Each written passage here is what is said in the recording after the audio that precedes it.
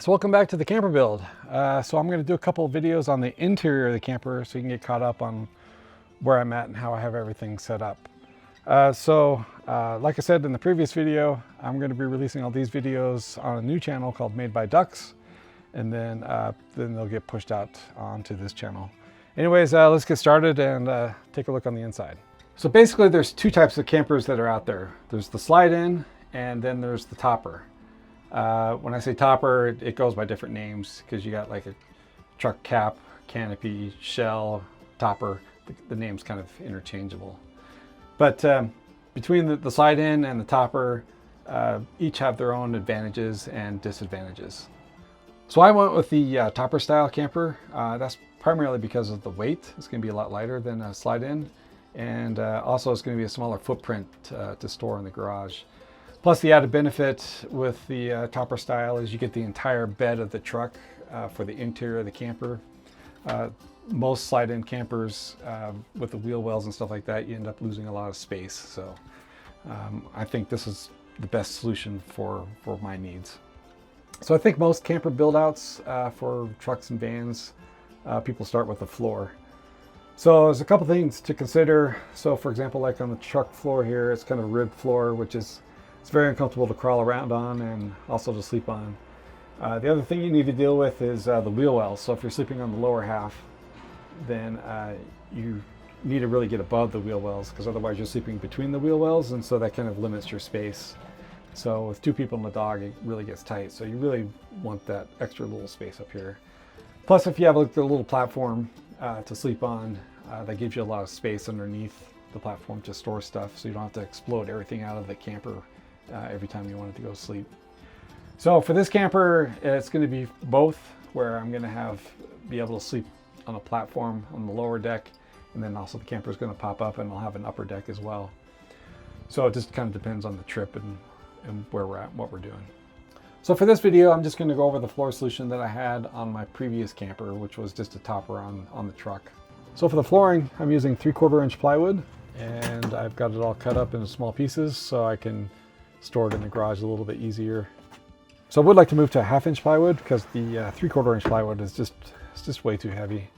But the problem is with the 1/2 inch plywood, especially at my Home Depot, is it can't support the weight. So I'm wondering if I have enough cross supports, I can use the 1/2 inch instead.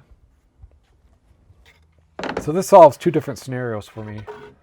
One is when I go on a solo trip, I can use the boards as a subfloor to get me off the bed of the truck and sleep between the two wheel wells. And then when there's two of us and the dog, I can flip things around and make a platform so we're sleeping above the wheel wells to give us a little bit more room. And then that gives us room underneath the platform to store stuff, so that way you don't have to explode everything out of the camper when you go to sleep. So this is the old setup I had for the camper. I used to have a little bit of padding and indoor-outdoor carpet on these, but I've since taken it off.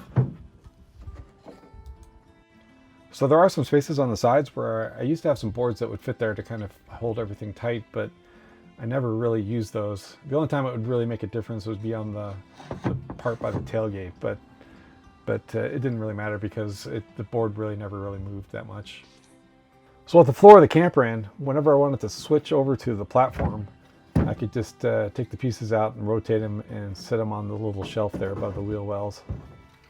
So I literally use this all the time because it works great to haul plywood and sheetrock or drywall.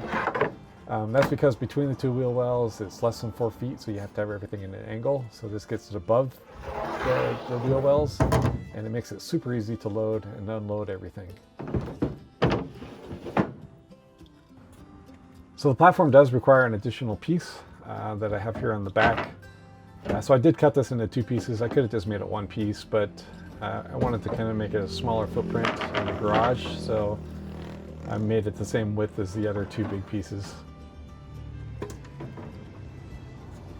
So the shelf that the platform sits on doesn't extend all the way to the back of the truck by the tailgate.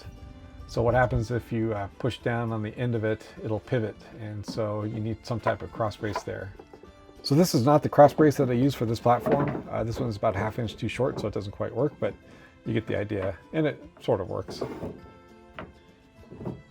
So with the 3/4 inch plywood, it can hold some weight, but I would still want some cross braces in there, especially if I go to the 1/2 inch, and you definitely need a cross brace by the tailgate.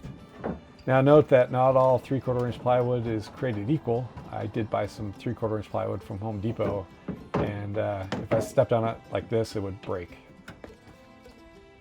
So here's the original topper I had before I switched over to the camper, and you can see how much room I had inside. And then here is the platform inside the original topper. You can see just how little room that I used to have.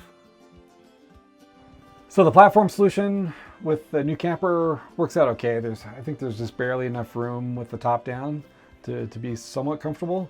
And this is kind of how we've been using it lately, where we're storing all of our stuff underneath and then sleeping on the platform. But I really need to get the top part of the camper dialed in here. So that's it for this episode of the camper build. The next episode, we're going to start the build out. Anyways, thanks for stopping by, and I'll see you guys on the next one.